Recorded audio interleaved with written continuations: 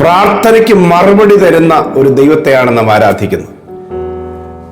രാപ്പകൽ നിലവിളിക്കുന്ന തൻ്റെ വ്രതന്മാരുടെ കാര്യത്തിൽ ദൈവം പ്രതിക്രിയ നടത്തി രക്ഷിക്കുകയില്ലയോ? അവരെ വേഗത്തിൽ പ്രതിക്രിയ നടത്തി രക്ഷിക്കുമെന്ന് ലൂക്കോസ് എഴുതിയ സുവിശേഷം 18-7 എഴുതിയിരിക്കുന്നു.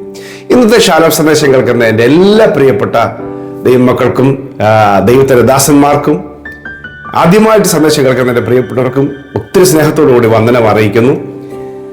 നമ്മൾ ദൈവത്തോട് ചോദിക്കുന്ന ഒരു കാര്യം, എന്തുകൊണ്ടാണ് ദൈവം എൻ്റെ പ്രാർത്ഥന കേൾക്കാത്തത്? ദൈവം എൻ്റെ പ്രാർത്ഥന കേൾക്കാത്തത് മറുപടി ഞാൻ വേഗത്തിൽ പറയാം. ദൈവം നിങ്ങളുടെ എല്ലാവരുടെയും പ്രാർത്ഥന കേൾക്കുന്നു.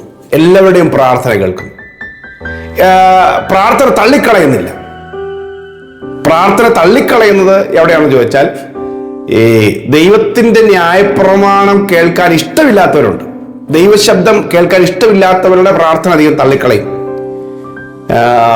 ന്യായപ്രമാണം കേൾക്കാതെ മുഖം തിരിച്ചു കളയുന്നവന്റെ പ്രാർത്ഥന എനിക്ക് വെറുപ്പാണെന്ന് കർത്താവ് പറഞ്ഞിട്ടുണ്ട് സദൃശ്യവാക്യത്തിൽ. അല്ലാതെ ഒരു വിടുതലിന് വേണ്ടി കർത്താവിന്റെ കരം നീട്ടാൻ വേണ്ടി കരുണയ്ക്ക് വേണ്ടി പ്രാർത്ഥിച്ചാൽ ദൈവം പ്രാർത്ഥന കേൾക്കും. കാരണം ദൈവം സകല മനുഷ്യന്റെ ദൈവമാണ്. ഏതെങ്കിലും ഒരു ജാതിയുടെയോ മതത്തിന്റെയോ വർഗത്തിന്റെയോ കൂട്ടത്തിന്റെയോ ദൈവമല്ല. ദൈവം സകല മനുഷ്യരുടെയും ദൈവമാണ്. ഓരോരുത്തർ അവകാശം പറഞ്ഞാലും ദൈവം സകലരുടെയും ദൈവമാണ്. അത് ദുഷ്ടനാണേലും നീതിമാനാണേലും എല്ലാവരെയും ദൈവം വേണം പുലർത്തുവാനായി. അപ്പോൾ പ്രാർത്ഥന ദൈവം കേൾക്കും. അപ്പൊ എല്ലാ ദുഷ്ടന്മാരുടെയും പ്രാർത്ഥന കേൾക്കുന്നതാണോ അതിന്റെ അർത്ഥം? അല്ല. അതിനപ്പുറത്തേക്ക് നാം ചിന്തിക്കുമ്പോൾ ദൈവത്തിന്റെ ഇഷ്ടം എന്തെന്ന് അറിയുന്നവരുടെ പ്രാർത്ഥന ദൈവം കേൾക്കാൻ ആഗ്രഹിക്കുന്നു. ദൈവം ദുഷ്ടന്മാരുടെ പ്രാർത്ഥന അവർ കേൾക്കുന്നു. എപ്പോഴാണെന്നറിയാമോ? അവരുടെ ദുഷ്ടത വിട്ടുമാറുവാനും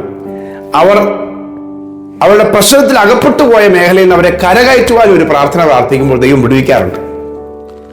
ദുഷ്ടതയിൽ തുടരുന്നവരുടെ പ്രാർത്ഥനയല്ല, ദുഷ്ടതയിൽ നിന്ന് വിടുതൽ പ്രാപിക്കുവാൻ ആഗ്രഹിക്കുന്നവർ.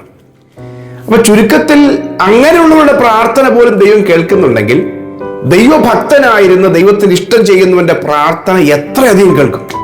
ഹല്ലേലൂയ, ആമേൻ. യോഹന്നാന്റെ സുവിശേഷം 9-ാമത്തെ അധ്യായത്തിൽ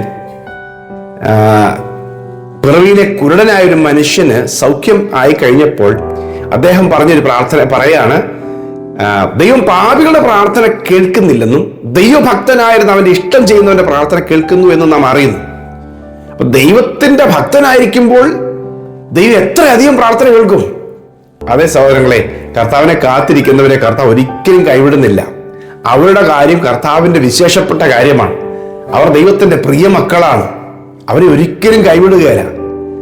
തൽക്കാലത്തേക്ക് ദൈവം ഒന്ന് മാറ്റി നിർത്തിയാലും അതിനപ്പുറത്തേക്ക് മറ്റാർക്കും കൊടുക്കാത്ത നന്മയും ഗുപ്തമായ നിധികളും ശ്രേഷ്ഠമായ അനുഗ്രഹങ്ങളും ഒക്കെ ദൈവം കരുതി വെച്ചിട്ടുണ്ട്. ബൈബിൾ പഠിച്ചാൽ ദൈവം താമസിച്ച് നന്മ നൽകിയതോ പ്രാർത്ഥനയ്ക്ക് മറുപടി താമസിച്ചെന്ന് പറയുന്ന രീതിയിൽ കൊടുത്തിട്ടുണ്ടെങ്കിൽ അത് ഭയങ്കര മഹത്വകരമായ മറുപടി ആയിരിക്കും. ഹല്ലേലൂയ. അങ്ങനെയാണ് ദൈവം പ്രവർത്തിച്ചിട്ടുള്ളതല്ല. അതുകൊണ്ട് ഇന്ന് സന്ദേശം കേൾക്കുന്ന എൻ്റെ പ്രിയപ്പെട്ടവരുടെ ജീവിതത്തിലെ പ്രാർത്ഥനയ്ക്ക് മറുപടി വന്നില്ല എന്നുള്ളത് കൊണ്ട് ദൈവം കേൾക്കുന്നില്ല എന്ന് ചിന്തിക്കേണ്ട. ദൈവം കേൾക്കുന്നുണ്ട്. സമയത്ത് ഏറ്റവും മഹത്വകരമായ മറുപടി വെളിപ്പെടും. ഞാൻ വീണ്ടും പറയാം, നിങ്ങൾ ദൈവത്തെ യഥാർത്ഥമായി സ്നേഹിക്കുന്ന വ്യക്തിയെങ്കിൽ, നിങ്ങളുടെ ആഗ്രഹം ദൈവത്തോടാണെങ്കിൽ, ദൈവത്തിന്റെ ഇഷ്ടങ്ങളെയാണ് നിങ്ങൾ ഇഷ്ടപ്പെടുന്നതെങ്കിൽ, നിശ്ചയമായും നിങ്ങളുടെ മറുപടി ദൈവത്തിന്റെ പരിഗണനയിലുമാണ്, ദൈവത്തിന്റെ പ്രത്യേക നിയന്ത്രണത്തിലുമാണ്. സമയമാകുമ്പോൾ ഏറ്റവും ശ്രേഷ്ഠമായത് ദൈവം നൽകി ആദരിക്കും. ഇവിടെ ലൂക്കോസിന്റെ സുവിശേഷം 18-ാം അധ്യായത്തില് 7-ാമത്തെ വാക്യത്തിൽ അനീതിയുള്ളൊരു ന്യായാധിപന്റെ മുൻപിൽ ചെന്ന ഒരു വിധവ തുടർച്ചയായി അസഹ്യപ്പെടുത്തിയപ്പോൾ ആ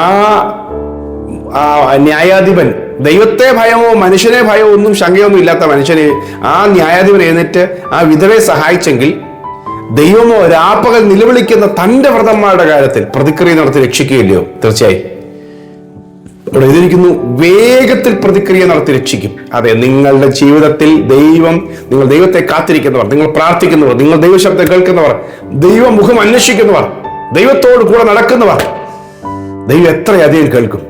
ഒരിക്കലും കൈവിടുകയല്ല കേട്ടോ. ഒരിക്കലും എൻ്റെ പ്രാർത്ഥനയുടെ ശബ്ദം കേൾക്കാതെ, എൻ്റെ യാചനയുടെ ശബ്ദം കേൾക്കാതെ, എൻ്റെ പ്രാർത്ഥന തള്ളിക്കളയാതെ ഇരിക്കുന്ന ദൈവം വാഴ്ത്തപ്പെട്ട. നിങ്ങളുടെ പ്രാർത്ഥനയുടെ ശബ്ദം ദൈവം തള്ളിക്കളയുകയില്ല. ഹല്ലേലൂയ. ദൈവത്തിന് ആ ശബ്ദം വലിയ ഇഷ്ടമാണ്. ഹന്ന ദൈവാലയത്തിൽ വന്ന് സ്ഥിരമായി പ്രാർത്ഥിക്കുന്ന ഒരു കാര്യം ശമൂവേലിന്റെ 1-ാം പുസ്തകത്തിലുണ്ട്. എന്നാൽ അവളുടെ അധരം അനങ്ങിയതല്ലാതെ ശബ്ദം പുറത്തു വന്നില്ല. അപ്പൊ ആ അധരം അനങ്ങിയപ്പോൾ ആ ഹൃദയത്തിനകത്തെ ശബ്ദവും ആ ഭാഷയും ദൈവം നന്നായി അറിഞ്ഞു, ദൈവം കേട്ടു. ഹല്ലേലൂയ.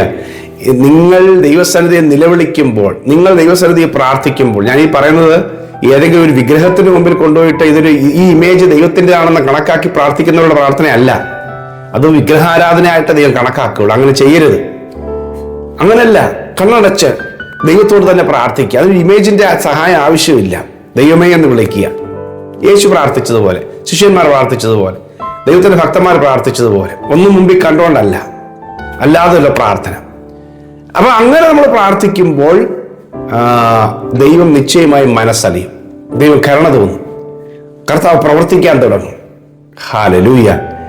അപ്പം ഹന്നയുടെ ഹൃദയത്തിൽ നിന്ന് പ്രാർത്ഥന വരുന്നുണ്ട്, അതരത്തിൽ ശബ്ദമില്ല, മനോവ്യസനത്തോടു കൂടി ഇരിക്കുക. ഹല്ലേലൂയ. 56-ാം സങ്കീർത്തനത്തിൽ എഴുതിയിരിക്കുന്നത്, എൻ്റെ കണ്ണുനീര് നിന്റെ തുരുത്തിയിലാക്കി വെക്കണമേ, നീ എൻ്റെ ഉയർച്ചകളെ എണ്ണുന്നല്ലോ, എൻ്റെ കണ്ണുനീര് നിന്റെ തുരുത്തിയിലാക്കി വെക്കണമേ. അത് നിന്റെ പുസ്തകത്തിലില്ലയോ? എൻ്റെ ദൈവത്തെ ഞാൻ വിളിച്ചപേക്ഷിക്കുമെന്ന് പറഞ്ഞപ്പോൾ ശത്രുക്കളെല്ലാം പിൻവാങ്ങി. പ്രാർത്ഥിക്കുമ്പോൾ, കണ്ണുനീരോടുകൂടി പ്രാർത്ഥിക്കുമ്പോൾ ദൈവം അതെല്ലാം കുറിച്ചു വെച്ച് മറുപടി തരും. ഹല്ലേലൂയ. കണ്ണുനീരോടെ വിതയ്ക്കുന്നവർ ആർപ്പോടെ കൊയ്യുമെന്നാണ് 126-ാം സങ്കീർത്തനത്തിൽ എഴുതിയിരിക്കുന്നത്. വിത്ത് ചുമന്നും വിതച്ചും കരഞ്ഞും കൊണ്ട് നടക്കുന്നു, കറ്റ ചുമന്നും ആർത്തുകൊണ്ടുവരുന്നു.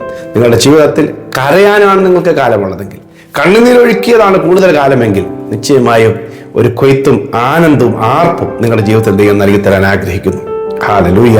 അതുകൊണ്ട് കാത്തിരിക്കുന്ന, പ്രാർത്ഥിക്കുന്ന, കണ്ണുനീരോടുകൂടി യാചിക്കുന്ന തൻ്റെ മക്കളുടെ പ്രാർത്ഥന ദൈവം അവഗണിക്കില്ല, തള്ളിക്കളയില്ല. തക്ക സമയത്ത് നിങ്ങൾക്ക് വേണ്ടി കർത്താവ് പ്രവർത്തിക്കും. ദാനിയേല് ദിവസം തോറും 3 പ്രാവശ്യം താൻ മുമ്പേ ചെയ്തു വന്നിരുന്നവരെ 3 പ്രാവശ്യം മുട്ടുകുത്തി ദൈവസന്നിധിയിൽ പ്രാർത്ഥിച്ച് സ്തോത്രം ചെയ്തെന്നാണ് ദാനിയേൽ പ്രവചനം 6-ാം അധ്യായം 10-ാം വാക്യത്തിൽ എഴുതിയിരിക്കുന്നത്. അങ്ങനത്തെ ദാനിയേല് സിംഹത്തിന്റെ വായിലേക്ക് എറിഞ്ഞു കൊടുക്കപ്പെട്ടപ്പോൾ സിംഹം തൊട്ടില്ല. സിംഹത്തിന് തൊടാൻ പോലും തോന്നിയില്ല. അപ്പൊ അങ്ങനത്തെ പ്രാർത്ഥനയുള്ളവനെ ദൈവത്തിന്റെ ദൂതന്മാരാൽ ദൈവം കാവൽ ചെയ്യുകയാണ് ചെയ്യുന്നത്, അല്ലേ? അപ്പം പ്രാർത്ഥന തരുന്ന ശക്തിയും സാന്നിധ്യവും ദൈവത്തിന്റെ സ്നേഹവും ഒക്കെ വലുതാണ്. ഹല്ലേലൂയ. ദാവീദ് പറയുന്നത് 55-ാം സങ്കീർത്തനത്തിൽ പറയുന്നത് 17-ാം വാക്യം, ഞാൻ വൈകുന്നേരത്തും കാലത്തും ഉച്ചയ്ക്കും സങ്കടം ബോധിപ്പിച്ച് കരയും, അവന്റെ പ്രാർത്ഥന കേൾക്കും. ഹല്ലേലൂയ. അതെ, പ്രാർത്ഥിക്കുക. ഏത് സമയം പ്രാർത്ഥിക്കാം, ഏത് നേരത്തും പ്രാർത്ഥിക്കാനാണ് പൗലോസ് എഫെസ്യ ലേഖനം 6-ാം അധ്യായത്തിൽ പറയുന്നത്. ആത്മാവിൽ പ്രാർത്ഥിച്ചുകൊള്ളുക. പ്രിയമുള്ളവരെ, പ്രാർത്ഥനയ്ക്ക് മറുപടിയുണ്ട്. ഇന്ന് ഈ സന്ദേശം നിങ്ങളോട് പറയുന്നത്, നാളുകളായി നിങ്ങൾ പ്രാർത്ഥിച്ചിട്ട് മറുപടി ഇല്ല എന്ന് കണ്ട് നിങ്ങൾ നിർത്തണ്ട. ദൈവത്തിന്റെ അടുക്കിലേക്ക് നിങ്ങൾ കടന്നു വന്ന കണ്ണുനീരോടെ പ്രാർത്ഥിക്കുന്ന പ്രാർത്ഥനയ്ക്ക് ദൈവം ഒരു മറുപടി തരും. ഹല്ലേലൂയ. ദൈവം നിങ്ങളുടെ പ്രാർത്ഥന തള്ളിക്കളയില്ല.